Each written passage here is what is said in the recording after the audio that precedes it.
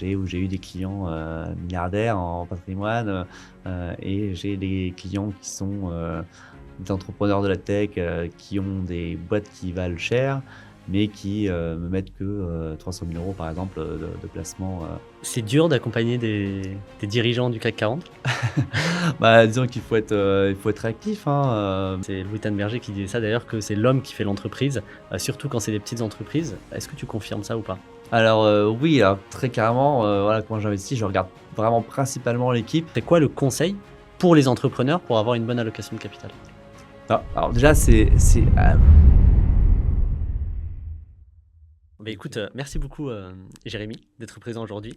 bonjour Joe, enchanté, ravi d'être là également. Ouais, franchement, bah, écoute, enfin, vraiment, ça me fait, très plaisir parce que je sais à quel point tu as un emploi du temps chargé. Tu as 1 million de choses à gérer. Pourtant, tu as été très réactif quand je t'ai demandé. Donc écoute, c'est trop cool. Je te remercie pour ça. On va aborder beaucoup de choses parce que tu as pas mal de casquettes. Tu as une casquette d'investisseur, une casquette aussi de conseiller et j'aimerais bien qu'on aborde ces 2 sujets-là, si ça te va?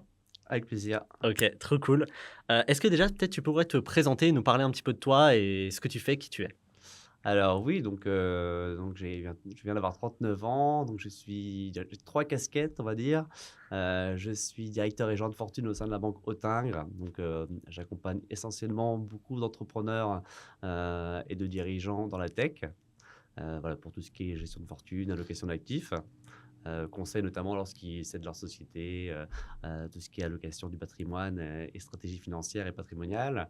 Par ailleurs, à titre personnel, je suis business angel depuis une quinzaine d'années et donc j'ai investi dans une cinquantaine de startups diverses et variées dans tous les domaines. Et enfin, je fais pas mal de création de contenu sur LinkedIn. Certains me connaissent peut-être par rapport à ça, autour des sujets qui me passionnent, donc la tech et la finance. Ouais, c'est ça. Aujourd'hui, tu as 30 000 abonnés sur LinkedIn, c'est ça? Alors, presque 31 000 maintenant. OK. Bon, bah, trop cool. Est-ce que ça te va si on parle un petit peu de l'investissement dans les startups? Ça fait 15 ans que tu fais ça. C'est 50 entreprises investies, donc c'est assez impressionnant. Hem, Est-ce que peut-être tu pourrais nous dire, comment ça marche? Ça a été quoi tes débuts et nous parler un petit peu de tout ça? Alors oui, tout à fait. Alors, comment j'en suis venu investir dans les startups? En fait, moi, j'ai commencé à investir très tôt en bourse, donc vraiment, très tôt, vers 11 ans environ, OK. et j'ai acheté pas mal de valeurs tech. Je faisais toutes les introductions en bourse, c'était avant l'éclatement des bulles internet, ce qui ne me rajeunit pas. Sur un compte titre des valeurs américaines ou, Sur un compte titre, ouais, bah, en gros, on peut pas on avait ouvert un compte titre et moi je mettais un peu, voilà, mon argent de poche, j'investissais pour des montants, 150 €, enfin vraiment des petits montants à C'est l'époque. génial. Et et donc j'ai acheté, beaucoup d'actions, petit à petit. J'avais même acheté en 97 des actions Amazon, pas mal de valeurs tech globalement, pas mal de valeurs type Tencent, Alibaba aussi en Chine. Tu les as toujours toutes ces Non, valeurs-là? OK. bah, je les ai tous rachetés, revendus, 20 fois, j'aurais bien fait OK. de les garder, en fait. Je serais même pas là, je serais sur mon yacht. Donc non, non, j'ai fait, pas mal tourner les portefeuilles, sûrement trop d'ailleurs. Mais, et c'est comme ça que, du coup, j'ai commencé à m'intéresser beaucoup à la tech et de fil en aiguille, après, j'ai eu l'opportunité d'investir, j'ai commencé à investir dans l'immobilier à 18 ans, voilà mon 1er studio à Levallois et puis donc j'ai commencé à investir en start-up à peu près à 25 ans, un peu avant même je pense, au début via des amis d'amis qui, voilà, qui m'avaient parlé, de projets qu'ils lançaient et puis, de fil en aiguille, je me suis passionné pour l'investissement start-up. La bourse, j'aime beaucoup, c'est très stimulant, mais c'est vrai que le côté, rencontre avec des entrepreneurs hyper dynamiques, hyper stimulants, le côté échange, le côté implication me plaît bien et donc j'ai petit à petit, bifurqué, une bonne partie des gains que j'avais réalisés en bourse, dans la start-up. Aujourd'hui, tu investis toujours en bourse? Et j'investis toujours en bourse, voilà, des montants beaucoup plus petits puisque j'ai pris beaucoup de mon argent de bourse pour le mettre dans les startups, ouais. OK, et ton premier investissement dans une startup, c'était quoi? C'était un ami d'amis, c'est ça? Alors oui, c'était un ami d'amis. Alors mon tout premier investissement, je crois que c'était Sugar Price, OK. une boîte qui a disparu depuis, qui était un peu un ancêtre de Groupon, avant Groupon, quoi. D'accord, et comment ça s'est passé alors? Comment tu as rencontré cette personne? En fait, l'idée, c'est vraiment de par exemple, monsieur et madame tout le monde, s'ils veulent investir dans les startups, tu vois, comment, ce serait intéressant de savoir un petit peu ton parcours pour se dire: «Bon, bah, Mmh. est-ce que c'est possible de le faire?» Tu vois, qu'on est un peu monsieur et madame tout le monde? Alors, À l'époque, c'était un peu différent parce qu'il y avait pas, voilà, tout ce qui est, enfin, il y avait beaucoup moins, on recevait pas de dossiers par mail ou sur LinkedIn, où il y avait pas de plateforme de crowdfunding et cetera, Mmh. type Tipeee et cetera. Donc c'était vraiment moi, voilà, mes deux trois premiers investissements, c'était vraiment, par à la base un ami qui m'avait parlé d'un ami et après crois que c'était cette personne-là qui avait créé cette boîte qui m'avait parlé d'un autre. Enfin, c'était vraiment, Du réseau, en c'était fait? vraiment du réseau. C'est Ouais, toujours quand même beaucoup de réseau, OK. mais maintenant, on peut avoir aussi du réseau, bah, notamment via LinkedIn ou des choses comme ça. Donc, je pense que maintenant, c'est quand même beaucoup plus facile pour investir en startup et puis c'est beaucoup plus courant. À l'époque, il y a 15 ans, il y avait assez peu de monde qui investissait dans les startups. Mmh. Il n'y avait pas beaucoup de financement, c'était des toutes petites valorisations, et des montants de levée assez faibles. Ouais. Maintenant, c'est beaucoup plus simple, je pense, d'investir. Euh, Bah, c'est pas évident d'investir dans les bons dossiers, mais on peut facilement accéder à des dossiers qui sont pas forcément incroyables. Mais voilà, c'est quelqu'un qui va investir en startup, il peut le faire. Par contre, pour avoir des bons dossiers, ça prend du temps. Faut développer un réseau, faut connaître les bonnes personnes. Et moi, c'est beaucoup d'échanges, hein. J'échange beaucoup avec d'autres entrepreneurs, avec des investisseurs. Et j'investis souvent avec les mêmes personnes. On s'envoie souvent des dossiers, on se partage sur WhatsApp. Ouais, t'en penses quoi? Et quand plusieurs personnes, moi j'ai un peu une règle, c'est que quand 2 personnes me parlent d'un même dossier, alors là, je commence à vraiment regarder le deck et et à accepter donc de faire une visio ou une rencontre. D'accord. En fait, tu vas avoir, une sorte de club un peu, enfin, on va dire, en C'est pas vraiment «entre un potes» club, mais entre oui, guillemets. c'est un club un peu naturel et c'est vrai qu'on voit OK, toujours un peu les mêmes BA, c'est comme souvent les mêmes personnes qu'on croise sur les Captable, ouais. OK. Donc en fait, encore aujourd'hui, tes investissements dans les startups, c'est plutôt via le réseau? Ça reste toujours via le réseau, ouais. Je reçois Ouais, énormément de dossiers sur LinkedIn, par exemple, je l'ai déjà dit plusieurs fois, mais je ne les regarde en général pas, parce que, il y en a trop et puis c'est pas, enfin, à la limite, faut plus me les envoyer par mail sinon, plus adapté. Mais oui, c'est vraiment beaucoup de réseaux et c'est vrai qu'on voilà, on discute beaucoup mmh, avec d'autres investisseurs, d'autres entrepreneurs de dossiers, et puis, voilà, souvent, enfin, assez souvent, on décide d'ailleurs d'investir soit pas du tout, soit ensemble, ouais. OK, Mmh. d'accord. Vous êtes tous dans le même bateau, en fait. Voilà, c'est un peu ça. Et ce réseau-là, justement, comment tu fais pour le développer? L Toi, tu l'as développé, aujourd'hui, tu as 39 ans? Voilà, bah, alors moi j'ai commencé à le développer assez tôt, mais sans vraiment chercher à me construire un réseau, hein. En fait, ça s'est Ouais, fait c'est naturellement. ça. J'ai toujours été assez curieux et bien aimé, rencontrer notamment des entrepreneurs et donc ça fait, 15 ans que je fais, quasiment tous les midis des déjeuners avec, soit des entrepreneurs, soit pas mal de monde dans le domaine de la tech ou de la finance. Donc c'est ouais, c'est comme ça que j'ai développé mon réseau, pas mal par les déjeuners, et puis après, bah, je fais pas mal d'événements, pas mal de soirées autour de la tech. Mais voilà, c'est même pas encore maintenant d'ailleurs dans le but de développer un réseau, mais du coup, ça évidemment, ça Mmh. contribue quand tu fais 200 déjeuners par an avec des gens dans l'écosystème au bout de 15 ans, t'en connais pas mal. Ouais, c'est clair. Et puis oui, c'est ça, le but premier, c'est pas de développer un réseau, c'est-à-dire, c'est plus de rencontrer des gens et puis, en fait, à travers des rencontres, Voilà, bah, les opportunités se créent, c'est ça? exactement, ouais, Ouais. tout à fait. Aujourd'hui, ou même au début, c'est combien un investissement dans une startup, tu vois? Alors mes 1ers tickets que j'ai mis, ça devait être, peut-être 3 000 € ou 2 OK. 500 €, c'est dans ces eaux-là, ouais. Et en fait, l'ami de ton ami cherchait juste à financer, il avait pas du tout de fonds et il voulait, Oui, alors je n'ai plus les chiffres en tête parce que ça commence à faire longtemps, mais je pense que c'était vraiment une petite levée, hein, peut-être 200 000 € ou d'accord, c'est, OK, rien à voir avec les levées de maintenant qui peuvent facilement atteindre, même pour un seed à 1 000 000 € ou, ouais, mmh. d'accord. Et aujourd'hui, combien tu mets, par exemple, pour un investissement dans une startup? Et aujourd'hui, alors je suis en train de diminuer un petit peu mes tickets. J'étais pas mal entre 15 et 25, et là j'essaie de faire des tickets plutôt de 10 en gros. Et tu investis vraiment, à la phase de lancement, en fait, c'est ça? Ouais, j'investis vraiment en général, enfin très souvent au tout début, donc OK, ce qu'on appelle le pré-seed. ouais, Donc bon, ce qui est à la fois l'investissement le plus risqué et le plus rentable aussi, normalement, si ça marche bien en tout cas évidemment. Et oui, donc voilà, plutôt dans des sociétés qui ont une valorisation entre, bah, souvent entre 2 et 3 millions d'euros par exemple, ouais. Est-ce que ce que toi t'apportes finalement, c'est que ton capital ou t'apportes aussi ton expertise et finalement le dirigeant, il va pouvoir t'envoyer des mails et avoir, je sais pas, ton expertise, ton réseau, des choses comme ça? Oui, bien sûr, j'apporte aussi mon réseau, donc je peux les aider pas mal, pour tout ce qui est, financement. Puis j'ai un gros réseau aussi dans tout ce qui est fonds et VC. Ouais, Je peux leur remettre aussi leur faire pas mal de mise en relation pour avoir des clients, notamment, des clients, ça peut être d'autres startups, j'essaie de faire jouer aussi un peu les synergies quand je peux mmh. entre les startups où j'ai investi et puis surtout, Ouais, voilà, bah, comme ouais. j'ai investi dans une cinquantaine de startups, quand ils ont des questions précises à poser sur des points précis, bah, je peux les mettre en relation avec un autre fondateur qui a eu les mêmes problèmes, les mêmes problématiques. Ça, c'est assez utile pour eux. Et puis après, bah, à force d'investir aussi dans les startups, je vois quand même souvent ce qui marche et ce qui marche pas. Donc, je peux aussi donner des conseils par rapport à ma propre expérience. Ouais, donc elle est là en fait. La valeur réelle de ce que tu apportes, elle est pas tant dans les 10 000 €, Oui, bah, c'est sûr elle est plutôt sur que tout le reste. le reste joue aussi beaucoup, je pense. Ouais, Ouais. Mm. OK. OK, OK, OK. Et alors c'est quoi, aujourd'hui sur les 50 entreprises ou les plus de 50 entreprises dans lesquelles tu as investi, il y en a combien, qui n'ont pas fonctionné, qui ont «échoué» entre guillemets et qui ne sont plus là aujourd'hui? Alors, il y en a 5 qui ont vraiment fait faillite, OK, disparu. Euh, Il y en a une qui est dans une situation un peu compliquée, mais j'espère qu'elle va s'en sortir. OK. Et voilà, et j'ai fait 5 exits. Donc, en gros, j'en ai 5 qui ont disparu, 5 qui sont sortis, et les autres, globalement, marchent plutôt bien, voire très bien, hein.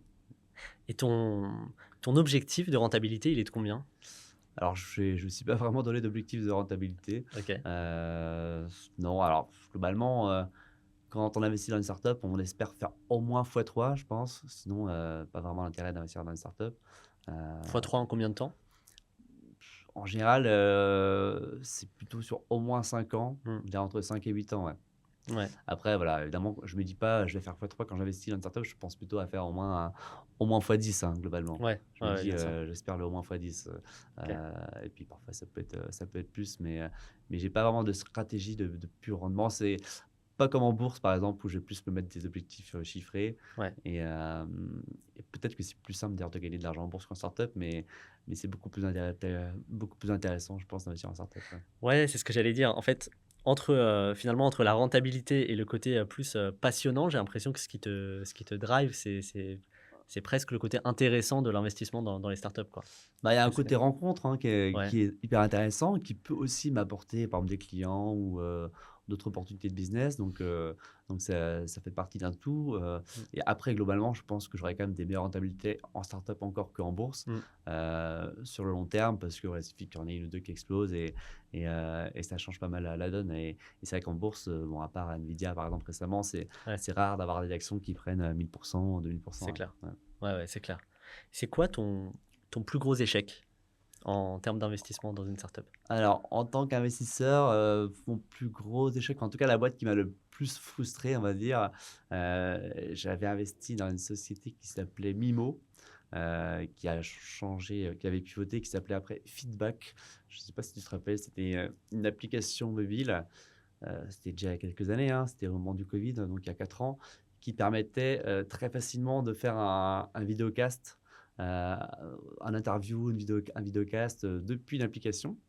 Ah Et oui! Oui, c'est après, vrai, ouais. de le diffuser, Ouais, et du coup, ils étaient vraiment sur un super créneau, je pense. Et puis ouais, maintenant, quand on voit quand on voit tous les c'est clair. podcasts et les vidéocasts comme ils ont explosé, mais en gros, bah, les fondateurs qui étaient des jeunes entrepreneurs, primo-entrepreneurs, étaient top, mais ils se sont, bah, en gros, il y en a un qui est parti, puis l'autre, voilà, ils se sont pas entendus, je pense, ou ils n'ont pas résisté à la pression, en tout cas. Mmh.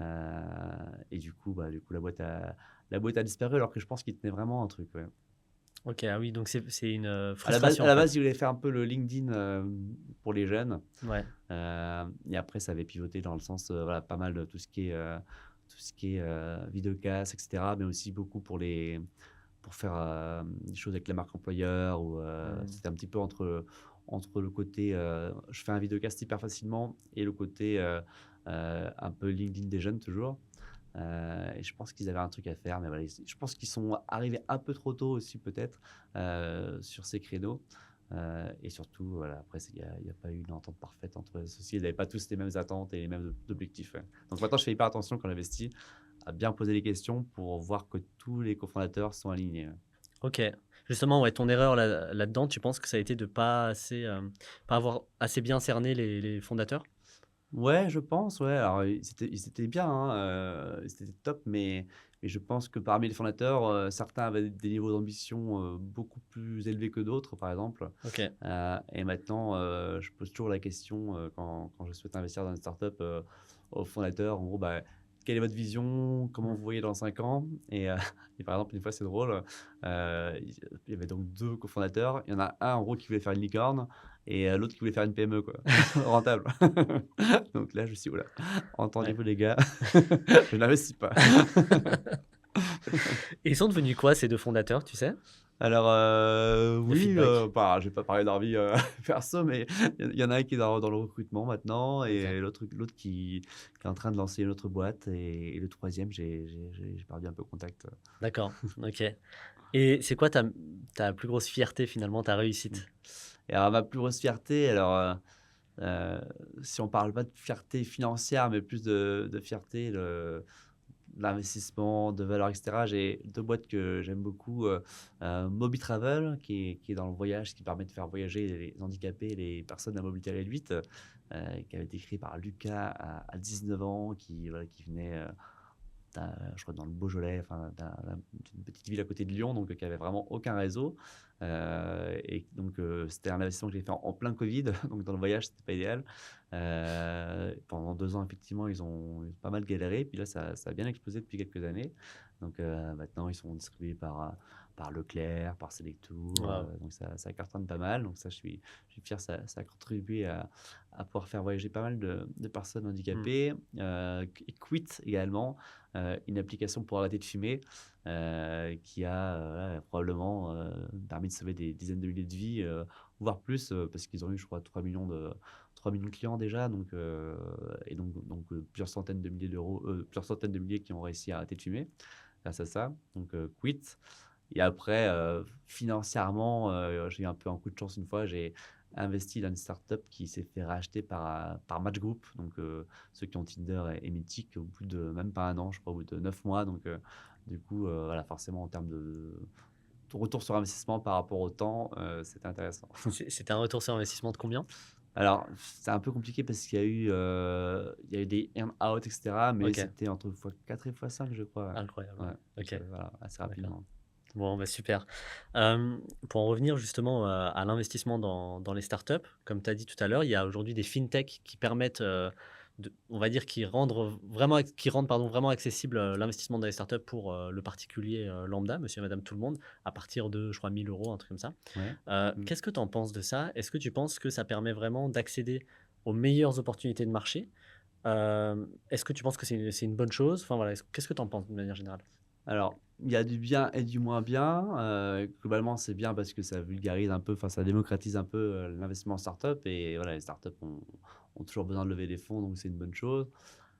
Après, moi, de ce que je vois, j'ai quand même l'impression que c'est pas forcément les meilleurs deals qui sont sur ces Mmh. plateformes. Euh, Ils ont très peu de deals SaaS, par exemple, en général, qui sont souvent les deals les plus recherchés par les VC, notamment, parce que c'est très récurrent. Après, il y a différentes plateformes.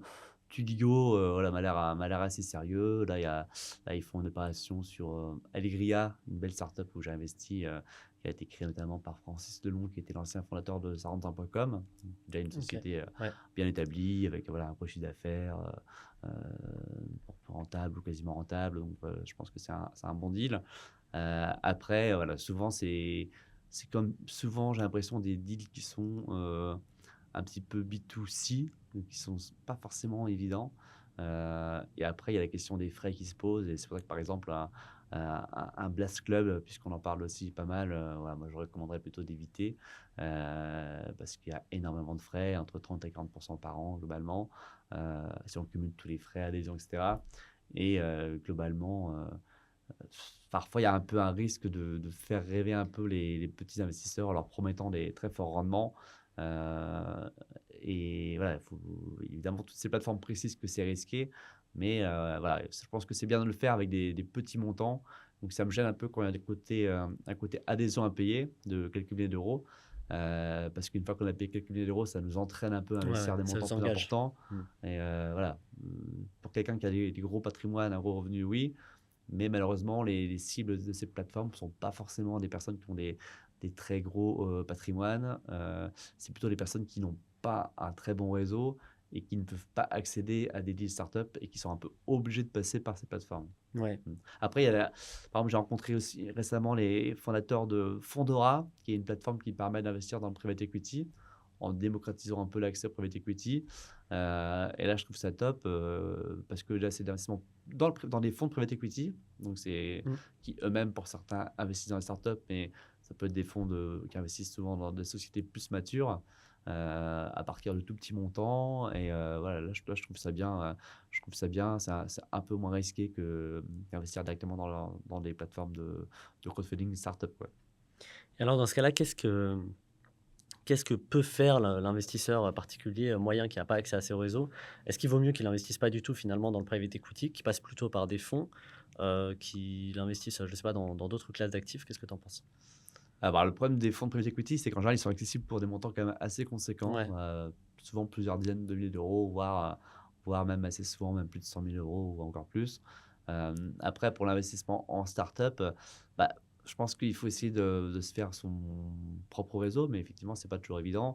Mais il y en a toujours quelqu'un qui connaît quelqu'un, et donc voilà, qui peut partager des dossiers d'investissement. Moi-même, je suis toujours content de partager des dossiers d'investissement quand on me demande, hein. Donc voilà, si quelqu'un me demande c'est quoi tes coups de cœur en ce moment en startup, voilà, je pourrais lui envoyer le deck. Donc oui, globalement, je pense je vais que t'envoyer un message alors après. ça- globalement, je pense que quelqu'un qui s'intéresse vraiment à un sujet, il peut réussir à être un peu introduit par quelqu'un dans des réseaux. Voilà, il va à certains événements. Enfin, il y a moyen de. Enfin, la barrière à l'entrée est assez dure pour avoir accès aux meilleurs dossiers. Mais pour avoir accès aux dossiers qui sont sur les plateformes de crowdfunding, je pense que c'est pas très compliqué en vrai et qu'ils peuvent même avoir accès à des meilleurs dossiers voilà, Mm. en s'en donnant un petit peu la peine. Ouais. Parce qu'en fait, finalement, ce qui est sur ces plateformes de crowdfunding, c'est ce que personne n'a pris. En gros, Alors, c'est ça. c'est ce que beaucoup disent, on va pas se mentir, c'est pas forcément vrai, mais c'est vrai que parfois, des sociétés qui ont du mal à lever, qui n'arrivent pas à trouver de VC ou de BA, ils vont aller sur ces plateformes. En fait, Mm. aux États-Unis, par exemple, ça serait mal vu. D'ailleurs, ça existe assez peu. Ce serait mal vu à l'entrepreneur qui n'arrive pas à lever tout seul, en fait. Parce D'accord. que ça montre aussi que voilà, la personne est résiliente et bonne commercialement, en veut, a faim, etc. Et c'est vrai que moi, je préfère aussi un entrepreneur qui ne passe pas par une plateforme, par exemple, pour investir, mais qui arrive à lever un peu d'argent tout seul. Après, moi, je peux l'aider, je peux lui présenter du monde, etc. Mais voilà, ça montre que il fait l'effort et il arrive à lever. Donc, ça montre quand même un truc en plus, quoi. Aux États-Unis, il n'y a pas d'équivalent de ces fintechs-là? Alors, si, il y a des équivalents, mais c'est plus des Angelis, par exemple, où D'accord. c'est un petit peu différent. Et Angelis, pour le coup, ils ont accès à des super deals. C'est pas. C'est un peu. Bah, déjà, les Américains sont quand même mieux éduqués financièrement sur Mm. tout ce qui est investissement et ont beaucoup plus l'habitude d'investir. Donc, voilà, moi, j'ai l'impression que c'est un peu plus quali, en tout cas, les dossiers qu'il peut y avoir aux US. Et tout de suite, des dossiers. Ça peut être des dossiers dans lesquels les fonds investissent, par exemple. Ok.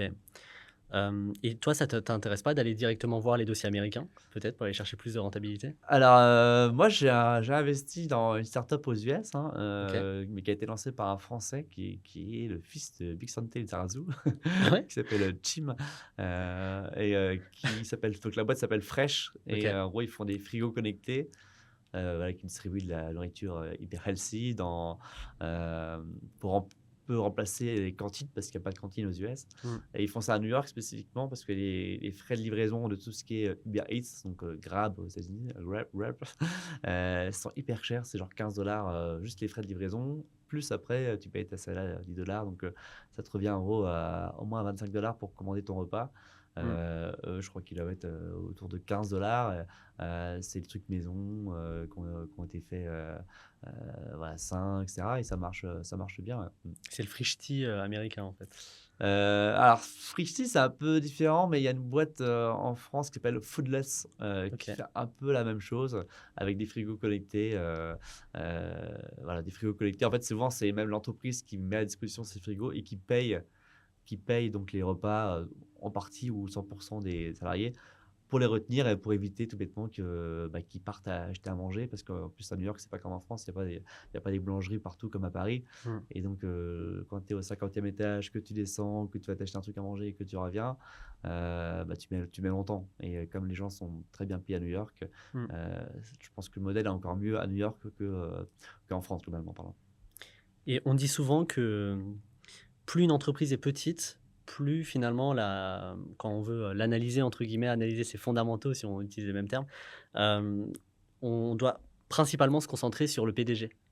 On dit que enfin c'est Louis Tanberger qui disait ça d'ailleurs, que c'est l'homme qui fait l'entreprise, surtout quand c'est des petites entreprises. Est-ce que tu confirmes ça ou pas?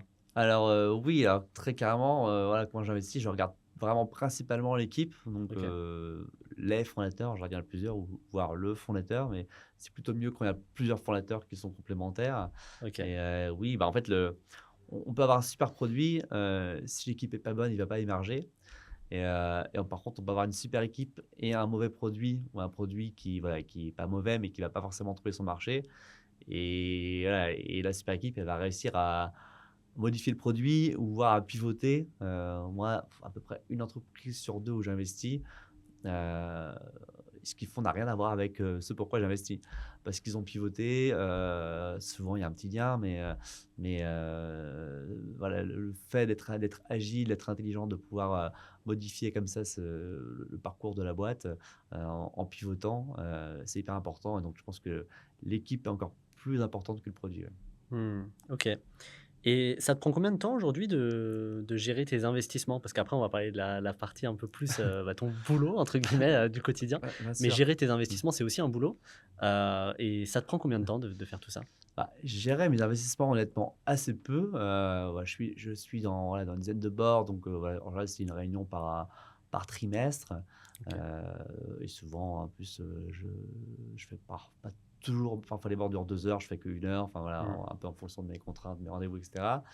Donc pas tant que ça. Après, ce qui prend du temps, c'est que ouais, je suis beaucoup en contact sur WhatsApp avec les Mmh. fondateurs, je leur fais des mises en relation, etc. Mais souvent, je fais ça le soir à 11 heures, etc. Et après, ce qui prend peut-être plus de temps, c'est de chercher, entre guillemets, en tout cas de faire des calls et de discuter avec des fondateurs pour investir dans des nouvelles startups. Euh, mais voilà, moi, je fais toujours des calls de 30 minutes maximum, donc Mmh. assez rapide. Et je me décide au bout de 30 minutes, en gros, si j'investis ou pas. Donc, quand j'ai fait le call, parfois, j'ai déjà eu des échanges autour de cette boîte, mais après, ça va très vite. Donc ça prend pas tant de temps que ça.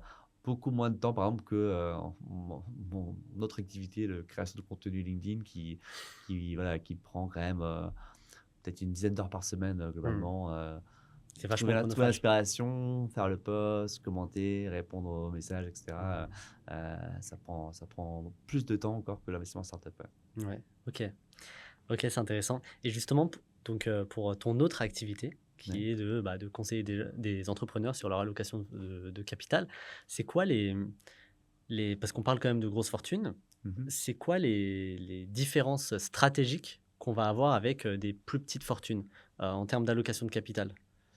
Alors j'ai pas que des entrepreneurs, j'ai beaucoup d'entrepreneurs, notamment dans la tech, mais j'ai aussi, ouais, des gros dirigeants, pas mal dans la tech aussi, de boîtes comme, Apple, Amazon, Nvidia, par exemple, Mmh. ou voilà, des CEO de grands groupes, CAC 40, et cetera. OK.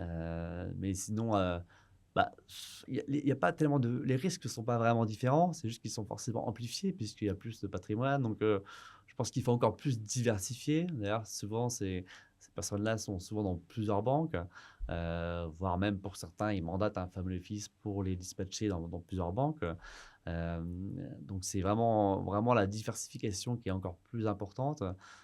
Et puis après, voilà, il peut y avoir des stratégies d'optimisation, notamment pour les entrepreneurs qui vont céder leur boîte. Il y a pas mal de choses à anticiper et à faire. C'est dur d'accompagner des dirigeants du CAC 40? Bah, disons il faut être actif, hein, mais pas plus qu'avec un entrepreneur globalement, qui veut aussi beaucoup de réactivité. Moi, bah, on en parlait un peu, tout à l'heure, c'était que je t'avais répondu hyper rapidement à quand tu m'avais écrit, Ouais, moi je réponds à tous mes clients, quasiment en instantané, et j'en ai beaucoup qui m'écrivent sur WhatsApp, surtout dans la tech, où je réponds vraiment en général dans quasiment à la minute, quoi. mmh. Sauf quand je suis en rendez-vous évidemment que je peux pas répondre, et même quand ils m'appellent, voilà, même s'ils m'appellent, le dimanche ou quand je suis en train de manger, je réponds quand même donc toujours rapidement, parce que voilà, je me dis comme ça c'est fait. Non, mais je confirme, moi qui ne suis même pas un dirigeant du CAC 40, tu es vraiment, je pense, la personne qui m'a répondu le plus rapidement pour, tu sais, pour ce podcast, donc j'imagine pas ce que c'est, pour tes clients. Et est-ce que les décisions que tu prends pour tes clients, c'est des décisions que tu prendrais pour toi, pour ton patrimoine? Alors, bah, globalement, en fait, j'essaie de me mettre à leur place par rapport à leurs envies, à leurs besoins et cetera, et là je leur pro et donc je les conseille plus par rapport à eux. Parce que si c'était par rapport à moi, je suis très peu averse au risque, donc je fais des investissements très risqués. Donc voilà, moi j'aurais envie de leur mettre, beaucoup d'actions US, tech et cetera. Ouais, Et souvent, c'est pas complètement ce qu'on fait. Malheureusement d'ailleurs, parce que je pense que les rendements seraient encore meilleurs, ouais. si on faisait vraiment comme moi idéalement je voudrais le faire. Mais oui, j'essaie plutôt de vraiment m'adapter à chacun. OK, et tu as une liberté totale, justement en tant que directeur, tu as vraiment ta liberté totale de prendre les décisions ou tu dois faire valider ça peut-être, d'une Alors certaine non, en manière? fait, j'ai le choix entre, le plus souvent, je fais une allocation. Donc je dis: «On va mettre tant de d'actions, tant de d'obligations, tant de structurés, tant de private equity» et cetera. Et ça, donc c'est des experts de chez nous, de la Banque Otin, qui vont gérer, bah, des gestions sous mandat. Et après, j'ai aussi la possibilité, si le client le souhaite et que je suis d'accord, de gérer directement le portefeuille du client en achetant les actions, en faisant vraiment tout moi-même. Ouais, d'accord, Heu, réception, Ça, je transmission, le fais très rarement, parce que ça prend pas mal de temps, mmh. et que moi, je suis souvent en rendez-vous, je suis pas toujours à mon bureau, donc je trouve que c'est pas idéal. Mais voilà, ça m'arrive, ouais, que si un client veut absolument que je le fasse, je le fais avec plaisir, hein. Pour des montants un peu conséquents ou pour des gros clients, hein. Mmh. C'est quoi c'est des patrimoines à combien que tu accompagnes? Entre combien et combien, si tu devais donner une fourchette? Bah, c'est hyper, disparate, on va dire, j'ai eu des clients, milliardaires en patrimoine, et j'ai des clients qui sont, des entrepreneurs de la tech, qui ont des boîtes qui valent cher, mais qui, me mettent que, 300 000 € par exemple, de placement, chez moi parce qu'ils n'ont pas encore fait de cash out, Mmh. mais ils ont des belles boîtes. Donc globalement, c'est vraiment hyper disparate, mais idéalement, voilà, il faut plutôt que ce soit des montants, supérieurs à 1 000 000 € de placement, on va dire chez moi, pour que ce soit intéressant pour tout le monde. Mais après, s'il y a des jeunes potentiels, qui ont des boîtes qui sont déjà bien valorisées par exemple, mais qui n'ont pas beaucoup d'argent, moi je suis toujours, partant pour, voilà, commencer à les accompagner très tôt. Comme ça après ils pensent à créer des liens et ils pensent à moi quand ils vont leur boîte. Et il y a pas Et mal de choses à faire d'ailleurs, pour optimiser la vente d'une boîte, OK. et ça, c'est un vrai sujet, quand on a une société, une start-up par exemple ou n'importe quelle boîte, heu, il faut vraiment penser à créer une holding et à apporter ses titres à la Mmh. holding. Parce que si on fait ça 3 ans avant la cession, on va avoir une imposition qui va être d'à peine 3% sur la plus-value. C'est incroyable. Donc c'est assez incroyable. C'est Mais la niche beaucoup copée, c'est ça? Oui, alors il y en a qui appellent ça la niche copée, ouais. Ouais, c'est ça. Et il y en a assez peu qui le font, et moi très souvent, ton entrepreneur m'appelle: «Ouais, Jérémy, on m'a parlé de toi, je signe la vente de ma boîte dans 1 mois», et je fais: «Bon, Ouais, et du coup, tu as une holding?» «Non». Bon, alors, ouais. même dans ces cas-là, ce qui arrive assez souvent, c'est qu'après on peut créer une holding, ça prend quand même à peu près 3 semaines, donc faut quand même avoir un petit peu de temps devant soi, et ça permet après de faire, du remploi avec l'article, voilà, 150 BTR, ce qui permet d'avoir un sursis d'imposition. Donc, c'est bien également. Enfin, voilà, il y a pas mal de choses à faire, en tout cas, à mettre en Mmh. place en amont quand on voit une société. Et c'est vrai que souvent, je vois que les entrepreneurs, notamment, ne sont pas forcément hyper bien préparés à ça et n'ont pas suffisamment anticipé. Et donc, vont payer plus d'impôts que s'ils avaient Mmh. été voir leur banquier avant. Mais justement, en fait, ouais, c'est ce qu'on remarque, c'est que sont beaucoup d'entrepreneurs sont très bons pour, faire de l'argent. Il y en a beaucoup moins qui sont bons pour avoir une bonne allocation de capital. Si tu devais leur donner un conseil, toi, avec toutes les personnes que tu accompagnes ou toi-même, avec, les entreprises que tu possèdes, ce serait quoi le conseil pour les entrepreneurs pour avoir une bonne allocation de capital? Alors déjà, c'est assez vrai pour, globalement, beaucoup de personnes fortunées. C'est pas que les entrepreneurs, hein. Ouais. Souvent, voilà, les patrons de groupes et cetera, de grands groupes, heu, je dirais même parfois c'est encore pire au niveau de la gestion de leur patrimoine. En gros, c'est des personnes qui ont très peu de temps, entrepreneurs ou Mmh. cadres dirigeants et souvent, soit ça ne les intéresse pas, soit ils n'ont pas le temps et ils le gèrent pas, quoi. Donc, parfois, ils ont même de l'argent sur un compte, pas placé, D'accord. depuis très longtemps. J'ai vu, toutes sortes de choses. Globalement, le conseil que je leur donnerais, c'est déjà de s'intéresser quand même un peu, de passer quand même un petit peu de temps à s'intéresser à la gestion de son patrimoine. Ça ne sert à rien de gagner, des millions et des dizaines de millions si c'est pour après ne pas placer son argent, le temps que ça va leur prendre de s'intéresser à leur patrimoine, ne serait-ce que pour aller chercher conseil et cetera, c'est un temps qui est hyper rentable puisqu'entre une personne, moi j'ai vu vraiment des énormes écarts entre justement des personnes qui s'intéressaient à la gestion de leur patrimoine, à même niveau de poste, qui avaient des fortunes, 2-3 fois supérieures au même profil qui ne va en gros pas faire grand chose, quoi. Mmh. Donc ça, c'est des personnes qui travaillent énormément et qui ne se rendent pas compte que passer quelques heures, même par mois sur la gestion de patrimoine, ça va beaucoup changer en termes de création de richesse. Donc ça, c'est un conseil et puis après donc diversifier et puis s'intéresser à pas mal de secteurs. Pas oublier globalement les US. Souvent les Français ont tendance à avoir des gestions assez françaises européennes, Mmh. alors que les marchés américains, depuis 15 ans, si on prend le S&P 500, moi j'ai fait un post LinkedIn dessus ce matin, le S&P 500, il a rapporté 3 fois plus que le Eurostoxx 50 C'est fou. sur les 15 dernières années. Donc c'est énorme la différence de rendement, bien sûr tiré par la tech, mais pas que. Et donc avoir une gestion assez internationale, ça me paraît aussi important. Mmh. OK, tu as une anecdote, un peu, marquante peut-être à nous raconter, sur, tous les clients que tu as pu, accompagner?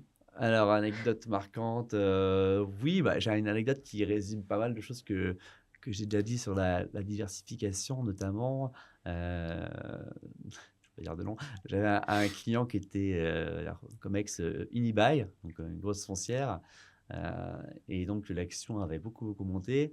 Elle avait quasiment atteint les 200 € et donc je lui conseillais de vendre ses titres. Donc il m'a dit: «Bah non, vous connaissez un meilleur placement, Unibail, coupon de, je sais plus, genre 8 par an et cetera, ça fait que monter», donc je dis: «Bah, OK, dans ce cas-là, si vous voulez conserver votre coupon, je vais vous mettre en place une couverture, donc avec un système un peu de put et de call, Mmh. enfin un système qui permettait de faire que quand le titre, baisse, il soit protégé contre la baisse». Donc Mmh. ça avait un peu un coût comme une assurance, mais ça permettait de conserver le coupon et finalement le coût de la couverture revenait beaucoup moins cher que le coupon qu'il percevait. Donc, il pouvait se protéger un peu gratuitement contre la baisse du titre. Il m'a dit: «Ouais, non, n'importe quoi, de toute façon, ça peut que monter, et cetera». Et finalement, quelques années après, on est passé donc de alors, ils n'ont pas été aidés par, tout ce qui est développement de Amazon qui a fait pas mal de mal au retail et après le coup de grâce, ça a été le covid et en gros, l'action, elle est passée de 195 à 29 € et j'étais frustré parce que, voilà, j'avais vraiment essayé de dire à cette personne qui avait quasiment tout son argent en plus, Ouais. sur un seul titre, de diversifier et bon voilà, elle m'a pas écouté sur ce point, mais ça illustre bien que parfois quand on travaille dans une société, on peut avoir un émotionnel qui fait qu'on se rend Mmh. pas compte du monde qui change, du fait que maintenant les gens achètent plus par exemple en ligne, et donc déjà il faut savoir écouter, je pense, globalement les conseils des gens qui nous entourent et puis, se remettre en question et surtout, quelle que soit, la société dans laquelle on travaille, quelle que soit sa qualité, il peut toujours se passer un événement imprévisible, ce qu'on appelle un peu un signe noir en bourse. Et donc, c'est bien de diversifier et voilà, ça n'a pas de sens d'avoir 80% de son patrimoine sur un titre, même si c'est un super titre, on ne sait jamais ce qui peut se passer, quoi. Waouh, incroyable. Tu as déjà raconté cette histoire à tes autres clients qui ne te croient pas ou pas? J'ai dû déjà la raconter justement pour leur dire Voilà. qu'il fallait diversifier, quoi. Et tout à l'heure, tu as parlé d'éducation, de prendre quelques heures par mois pour au moins s'intéresser, s'éduquer, se former Ouais. à la gestion patrimoniale. Aujourd'hui, on a vraiment un monde, toi, ça fait 15 ans que tu investis, donc tu l'as vu, je pense, plus que beaucoup, ce monde qui change. On a des nouveaux courtiers qui permettent vraiment d'investir hyper facilement. On a l'essor de leaders d'opinion, dont tu fais partie, tu vois, qui diffusent vraiment du contenu gratuitement. Et on a l'éducation financière qui est accessible à tous.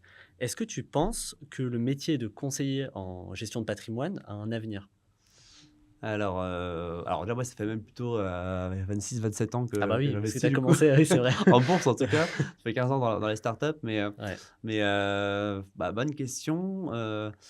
C'est vrai que le monde évolue pas mal par rapport à ça.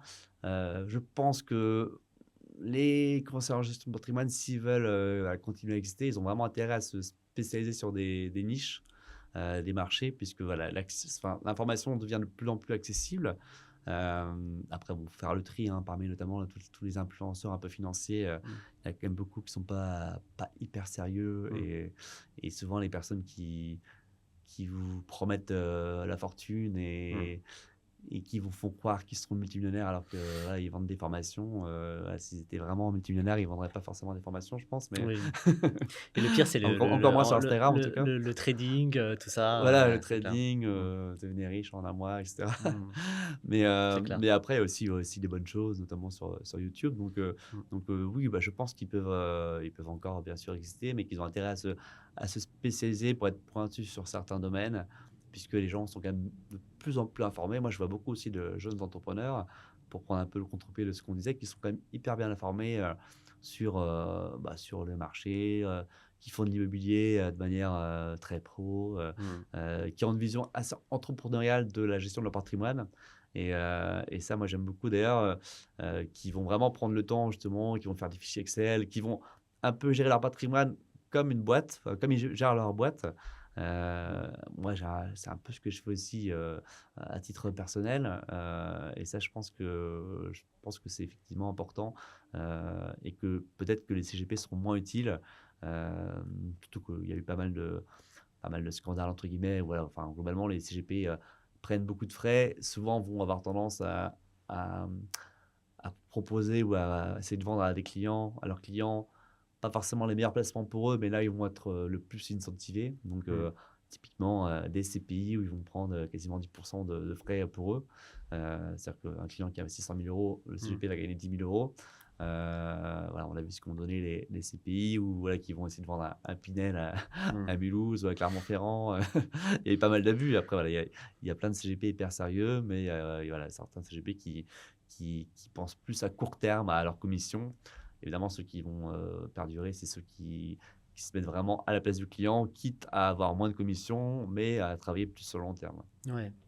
En fait, donc ce qui va rester, c'est, enfin, ce qu'il faut, c'est monter le niveau, tout simplement. Parce que le niveau de base, Voilà, d'après ce que je comprends, se c'est que tout le monde, spécialiser, être voilà. expert sur certaines niches, je Mmh. sais pas, les cryptos, private equity, et cetera, Ouais. plutôt que hyper généraliste où finalement les gens qui prennent le temps de s'éduquer, bon, ils n'atteindront pas le niveau d'un GP qui a fait normalement des études pour ça, mais Mmh. mais quand même, ils peuvent se rapprocher en passant un peu de temps, en lisant des livres, en écoutant des podcasts, et cetera. OK, trop cool. Est-ce que tu as peut-être une ressource à partager, un livre, un podcast, quelque chose que tu consommes et que tu conseillerais peut-être à ceux qui regardent cet épisode? Ouais, alors, moi, j'écoute beaucoup de podcasts autour de l'entrepreneuriat, notamment. J'écoute beaucoup Génération Do It Yourself de Mathieu Mmh. Stéphanie, que j'ai la chance de connaître un petit peu. Tech 45 de Sébastien Coinon, voilà, que je connais également. Beaucoup de podcasts sur l'entrepreneuriat. La Martingale, parfois, mais pas tant que ça, de Mathieu également, qui est plus sur le gestion patrimoniale. Ouais. Et après, en livre, alors je me rappelle pas forcément des titres, mais j'ai lu beaucoup de livres vraiment financiers sur l'analyse technique ou le livre l'autobiographie, enfin le livre de Warren Buffett aussi Mm. qui était intéressant. Et après en développement personnel, mais qui parle aussi quand même pas mal d'entrepreneuriat et d'argent, Unlimited Power Mm. de Tony Robbins. Ouais. J'avais beaucoup aimé parce que c'est vraiment hyper accessible et c'est assez simple à mettre en pratique. Ouais. Ok. Et peut-être dernière question, qui est-ce que tu aimerais voir dans ce podcast? Quel Alors, invité? bonne question. Qu'est-ce que j'aimerais voir dans ce podcast? Et ben, je vais citer une femme parce qu'il n'y en a pas assez dans les podcasts. Ouais. J'aime beaucoup Emmanuelle, la fondatrice d'Almé, qui est une marque de vêtements inclusive et responsable dans laquelle j'ai investi, qui marche super bien. Il y a Otium qui est rentré au capital récemment. Elle a un parcours assez incroyable. Je crois que c'était une ancienne tradeuse à la BNP voilà, qui est devenue entrepreneuse dans la mode. Enfin, un parcours assez atypique. Donc, ouais, je pense elle serait passionnante. Ouais. Ok, bah écoute, je note ça. Où est-ce qu'on peut te retrouver, Jérémy? Alors, bah, assez simplement sur LinkedIn. Donc, globalement, je suis aussi un peu sur Instagram, mais bon, je dirais vraiment plutôt LinkedIn. Ouais. Ok. Bon, bah, Jérémy Blackwell sur LinkedIn. Voilà. Très bien. Vraiment un énorme merci pour être venu aujourd'hui, pour ta réactivité aussi, pour les Merci à messages. toi, Joe, pour Pour- l'invitation. Ouais, c'était trop cool.